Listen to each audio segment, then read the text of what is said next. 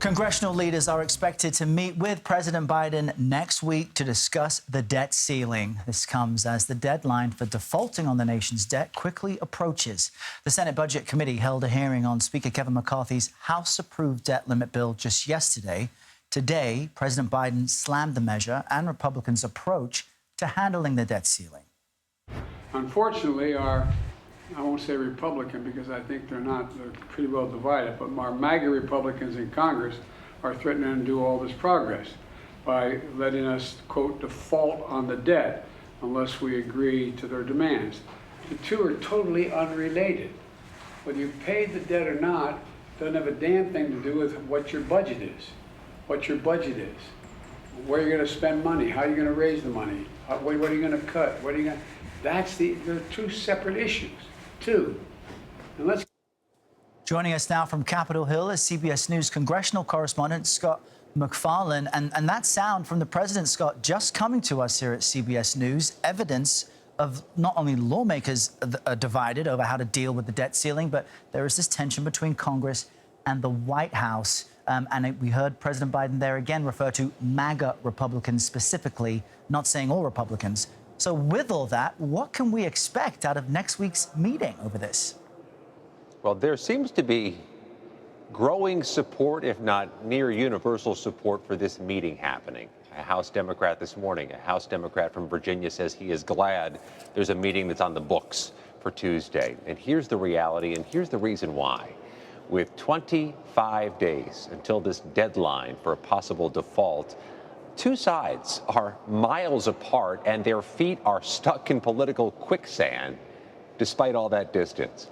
And one of the realities is that the House and the Senate are controlled by different parties. They have different priorities, and they both have to sign off on whatever deal gets to the president, which means there has to be some new combination of Republicans and Democrats that get behind whatever is going to solve the problem and avert the crisis. Take a listen to Senate Democrats and Republicans as recently as last night, indicating they remain miles apart.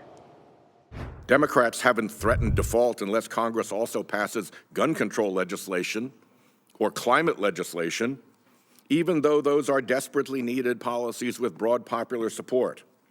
Why not? Because crashing the global economy, if we don't get what we want, isn't policymaking. It's hostage-taking and it's extremism. The House Republicans' bill is meant to start a conversation. To start a conversation, not end it. Speaker McCarthy has said many times that he wants to negotiate with President Biden. So all the barbs and attacks on the House bill today are meaningless. What's more, Errol, the senators and the Senate leaders are making clear at this moment, at least for now, this is a dispute for the president and the Republican Speaker of the House to work on together. The senators, in a rare move for the U.S. Senate, are taking a back seat. Wow. You know, Scott, that would give me concern that the folks who are meant to come to an agreement aren't any closer to getting there. There was also this effort by House Democrats this week. They put in motion a maneuver to force a debt limit increase bill to the floor that could bypass Republican leaders. Does that stand any chance of being successful, or might it muddy the waters further?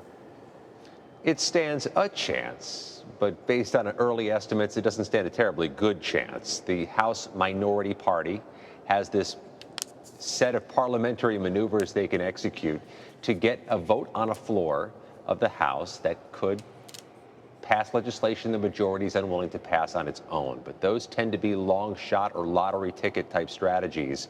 House Democrats are putting up something that maybe if a few Republicans came over and voted for, would pass the House. But there's a couple complications there. First of all, they've got to get it onto the floor and get some Republican support.